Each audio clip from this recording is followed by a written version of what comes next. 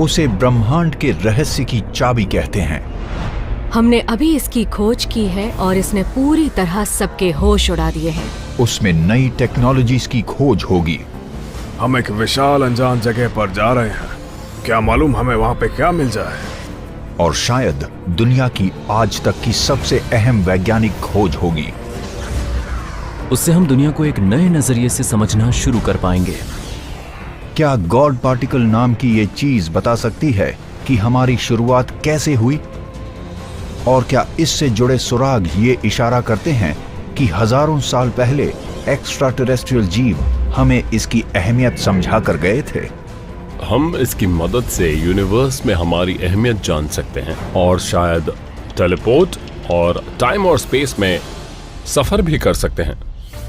दुनिया भर के लाखों लोग ये मानते हैं कि बीते कल में दूसरे ग्रह के जीव हमारे ग्रह पर आए थे। तो क्या ये बात सच है?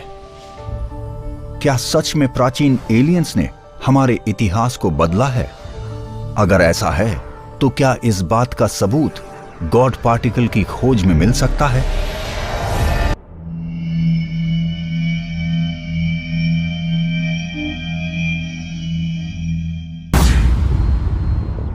हर धर्म इसी सवाल का जवाब देने की कोशिश करता है।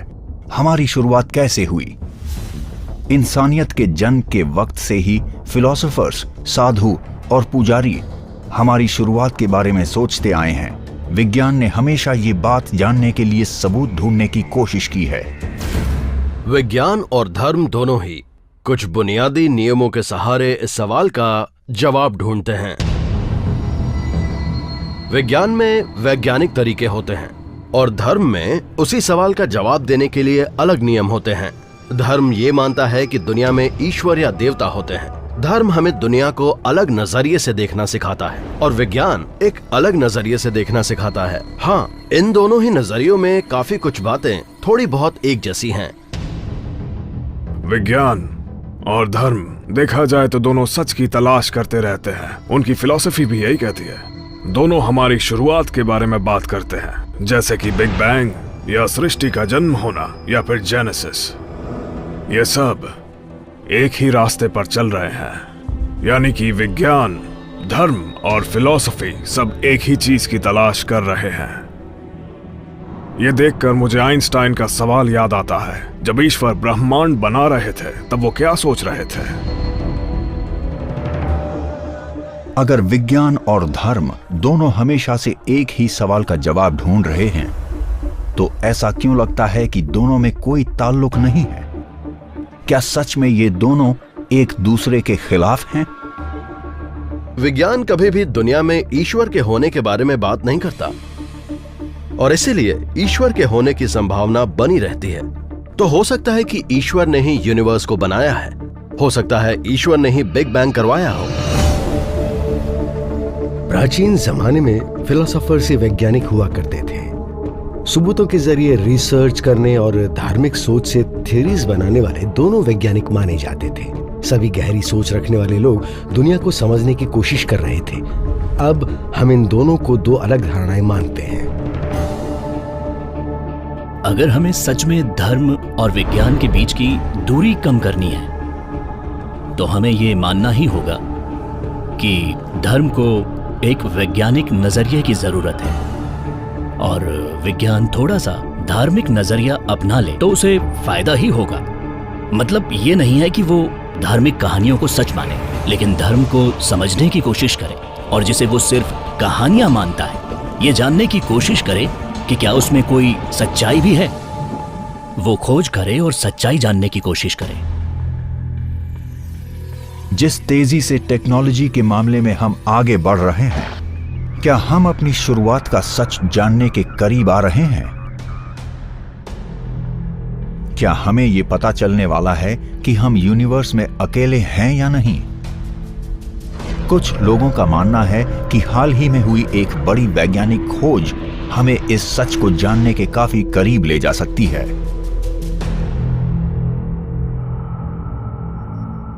Geneva, Switzerland. यहां पर जमीन की सतह में 300 फुट नीचे पूरे 27 किलोमीटर की लंबाई वाली दुनिया की सबसे बड़ी और सबसे अनोखी किस्म की मशीन बनाई गई है। लार्ज हेड्रन कोलाइडर या LHC।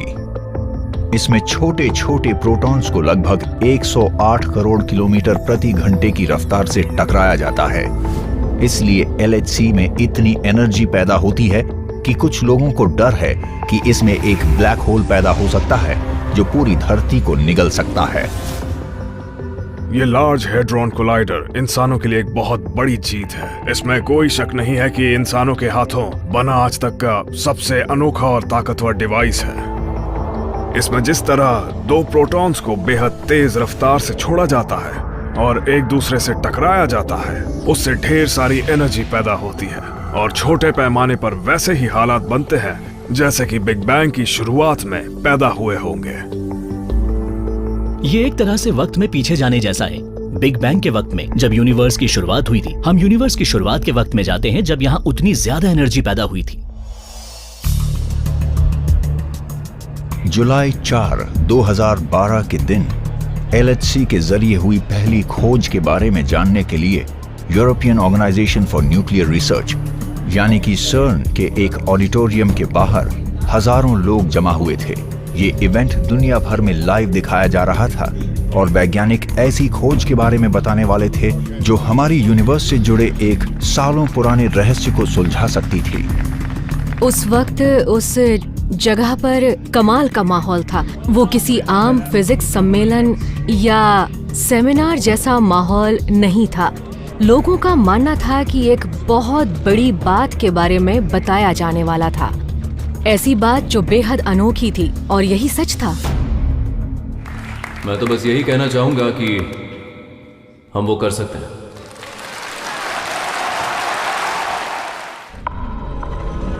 सर्न में वैज्ञानिकों ने मैटर के एक छोटे से टुकड़े की खोज की जिसे नाम दिया गया द गॉड पार्टिकल। दुनिया भर में वैज्ञानिकों ने गॉड पार्टिकल की खोज को हमारे ज्ञान हासिल करने के सफर में एक बड़ी कामयाबी माना है और उन्हें लगा कि उसकी मदद से हम दुनिया को एक नए नजरिए से देखना शुरू कर सकते हैं। लेकिन आखिर ये गॉड पार्टिकल क्या चीज है और ये हमें यूनिवर्स के बारे में क्या बताता है? साइंटिफिक कम्युनिटी में इसे हिग्स बोसन के नाम से जाना जाता है और इस पार्टिकल के बारे में सबसे पहले 1964 में फिजिसिस्ट पीटर हिग्स ने बताया था। इसकी खोज से ये बात साबित होती है कि पूरी यूनिवर्स में एक अनोखी शक्ति है जिसे हिग्स फील्ड कहते हैं। वैज्ञानिक कहते हैं कि जब ये पार्टिकल इस फील्ड में आते हैं तो उनमें मास पैदा होता है जिससे वो धीमे हो जाते हैं और इस वजह से उनसे मैटर बनती हैं जैसे कि ग्रह और तारे। उनको आप रेत या फिर शक्कर में से गुजरती पिंग पोंग बॉल्स की तरह समझ सकते हैं। कभी कभी वो रेत के अंदर चली जाती है, कभी कभी रेत के ऊपर आ जाती है। जब वो ऊपर होती है तो ज्यादा तेज चलती है और अगर नीचे दबी होती है तो धीरे। और इस तरह हिग्स फील्ड के संपर्क में आने की वजह से हिग्स पार्टिकल के अंदर मैस पैदा होता है। शब्दों में ये जताना नामुमकिन है कि हिग्स पार्टिकल की खोज कितनी बड़ी बात है और इस खोज से पता चलता है कि हम सही रास्ते पर जा रहे हैं। साइंटिफिक कम्युनिटी में अब लोग बहुत उतावले हो रहे हैं क्योंकि हिग्स फील्ड पूरे स्पेस टाइम में फैला हुआ है। थियोरेटिकली ये मुमकिन है कि हम पार्टिकल्स का मास गायब कर दें और तब उनकी रफ्तार लगभग रोशनी की रफ्तार जितनी हो सकती है। इससे न सिर्फ नए ग्रहों पर बल्कि तारों पर भी जाकर उनके बारे में जानना मुमकिन होगा। अब चाहे हम सहारा लें विज्ञान, धर्म, फिलॉसफी या फिर एंशिएंट एस्ट्रोनॉट थियरी का, लेकिन बात यह है कि हम सब एक ही सवाल का जवाब ढूंढ रहे हैं कि हम कौन हैं, हम कहां से आए हैं और आखिर हमें जाना कहां है। और इसलिए हमने हिग्स बोसॉन या गॉड पार्टिकल की खोज का जश्न मनाया क्योंकि उससे हम इन सवालों का जवाब ढूंढने के और करीब आ गए हैं जिनका जवाब इंसान हजारों सालों से ढूंढने की कोशिश कर रहे हैं। वैज्ञानिकों का मानना है कि इस छोटे से पार्टिकल की खोज यूनिवर्स को समझाने की हमारी काबिलियत में एक बहुत बड़ा कदम है। कुछ लोगों का यह भी मानना है कि इससे हम एंटी ग्रेविटी टेक्नोलॉजी बनाने, रोशनी की रफ्तार से सफर करने और वर्म होल्स बनाने जैसे काम कर सकते हैं। एंशिएंट एस्ट्रोनॉट थियरिस्ट्स का मानना है कि गॉड पार्टिकल एक नई खोज नहीं है, बल्कि बहुत पहले इसकी खोज हो गई थी।